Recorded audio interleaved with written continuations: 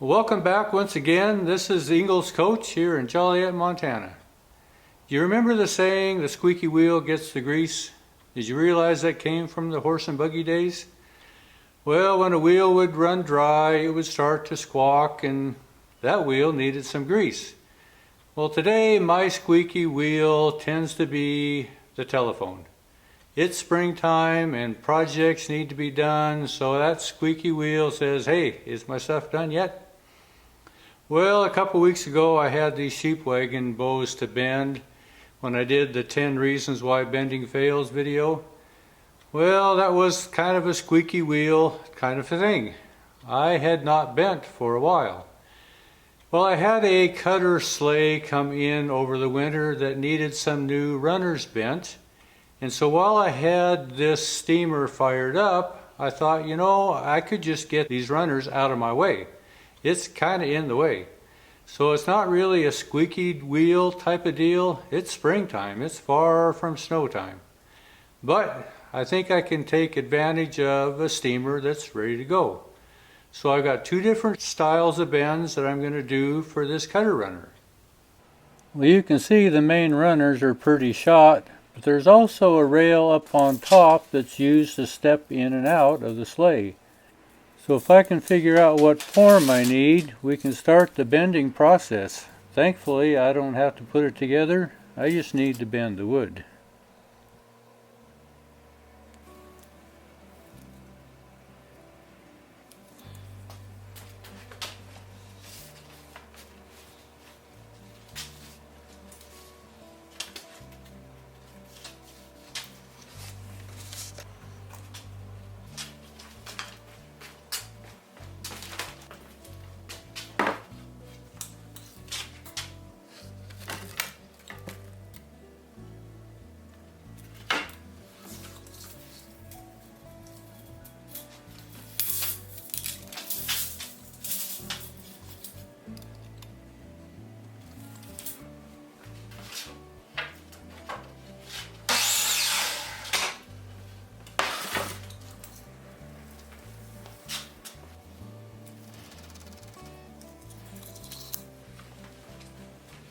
Now these runners need to be a strong inch and an eighth thick, and they're only going to be about 7/8 of an inch wide. So when I bend something that is deeper than it is wide, it has a tendency to roll. So I'm going to bend these both as one board, so it is wider than it is deep. Then I can, after it's bent, run them through the saw and trim them down to the width that I need.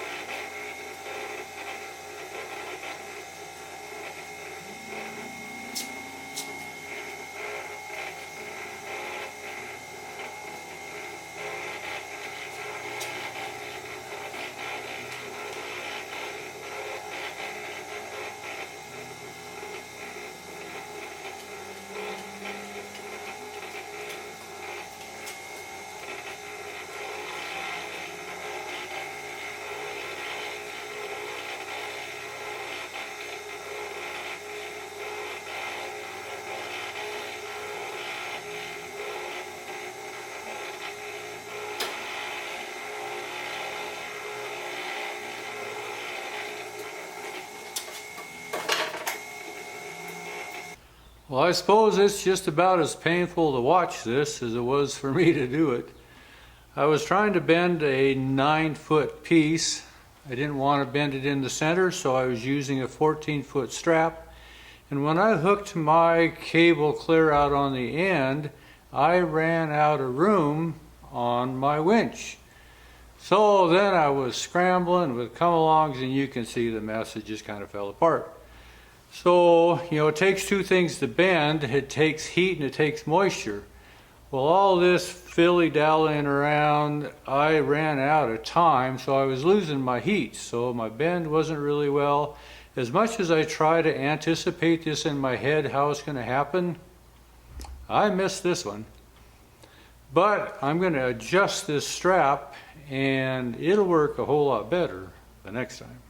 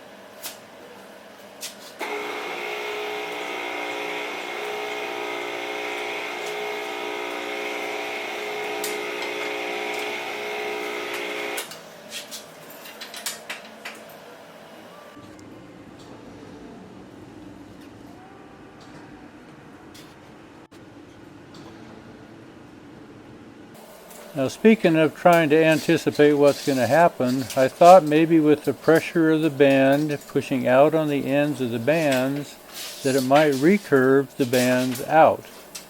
So I put a couple come-alongs on just in case they started to do that. Ends up that it really wasn't necessary, but I didn't want to be caught scrambling like I was on the other one.